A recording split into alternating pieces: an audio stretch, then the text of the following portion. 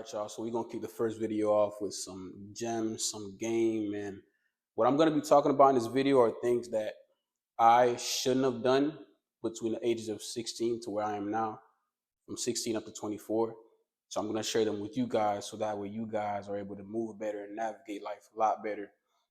All right. So the first thing we're gonna kick off, I just want to give you guys some information because so we are spiritual beings, right? And we have a spirit and a flesh, as a lot of you may know or not know, but if you didn't, we have a spirit and a flesh. Now, the spirit goes to war against the flesh goes to war against the spirit. There are things that the flesh wants the body to do, and if we give in to those things, they're called desires, right? If we give in to those desires, it could destroy the spirit. Now, you do want to live spiritually. Now, there are good things for the spirit that when we do them, it kills the desires of the flesh. So it's a constant war, right? So just to give an example of a few of those fleshly desires: sex, smoke, drinking, parties, anything that feels good to us generally isn't actually good for us. But anything that doesn't feel good to us generally is good for us. Like, for example, eating healthy sometimes, we might not want to do it. Working out in the gym, training, it hurts, it's painful. Nobody really wants to work out consistently. I get it. What else? Usually spending time with God too. Some people, they tend to kind of blow it off sometimes and do whatever else. So I'm going to talk about those fleshy desires and how it affects you in your future, especially at a young age, because at a young age, from 16 up until 24, you are more impressionable.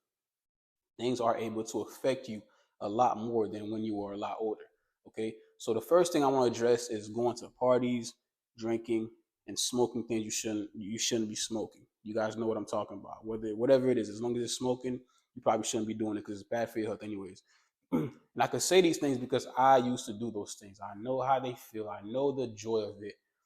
At one point I enjoyed them too, but generally, as you grow older, you do become wiser. And I'm glad that God has blessed me with such wisdom, and I'm able to live those things to be able to share with you guys today to help you guys. So, going to parties, I did those a lot. I did drink, and like I said, I did smoke things I shouldn't have been smoking. What those things do to you, especially drinking and smoking things you shouldn't be smoking, it opens up portals. So while you're drunk or you're intoxicated, it opens up portals for unwanted spirits to come into your body. Get what I'm saying?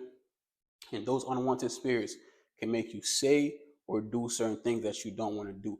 And the more that these unwanted spirits come into your body, the more and further you get from God.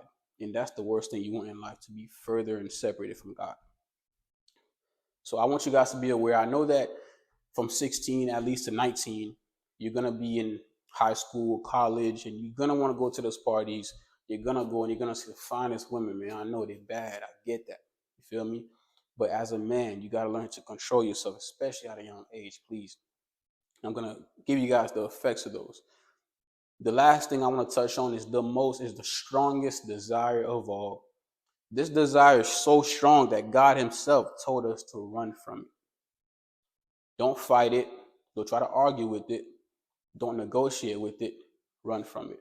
And that is lust, sexual immorality, fornication, or as everybody knows, sex before marriage. Having sex, period, if you're not married.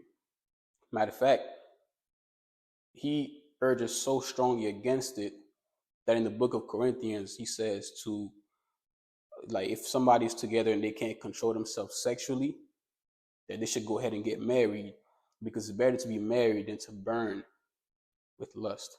That's how strong it is. Like I said, I understand from a young age, you guys are going to see the finest women, you're going to look at them, and you're going to want to do things with them. I get that. But I need you guys to also stay in your Bibles at the time, because that's what gives you strength to understand what's really going on. That when you see a woman, you're like, man, I would love to have a conversation with her. You feel me? And that way, deep down inside, that voice tells you, okay, this is what's going on. You're lusting right now. And it keeps you in a straight path. Another thing, too, I want you guys to do from the age of 16 to 24. I'm going to drop this on my Patreon, too. You feel me? I'm going to give you guys a spiritual plan, how to get closer to God and everything like that. But when you talk with God, he's able to give you a gift of conviction. Conviction is very, very important, because That's what keeps you in a straight line. Conviction is when you do something, it corrects you. It makes you think like, okay, what I did is rebellion against God. Okay, it keeps you in a straight path. And the second consequence that having sex before marriage does is that when you have sex with somebody, you leave a piece of yourself inside of them, and they leave a piece of themselves with you, right?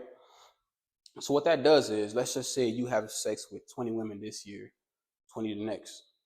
What's going to happen is you're going to have 40 pieces of people inside of you that you got to carry on. And what that's going to do is, let's just say you get into a serious committed relationship, you're going to always be thinking about that last person. Okay? It's not a good thing to do. I know the culture now is pump and dump.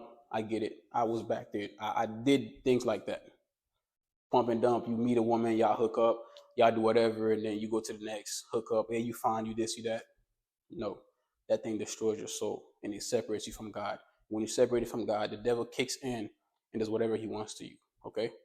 So another thing I want to add too is that just in general, when you are, people call it sinning, but me, the word I like to use is disobedience. You're disobeying God. You're rebelling against God, because when your mother tells you to do something, your mom tells you to do something, you tell her no or you don't do it, you're disobeying her. If your dad tells you to do something and you don't do it, you're disobeying him. Same thing with God. God has written all these things for us to do or to not do. And the minute that we don't do them, we disobey him and we rebel against him. We go against him. That's what sinning basically is. Okay? So just to give that definition. The thing with God, God is like the FBI. You feel me?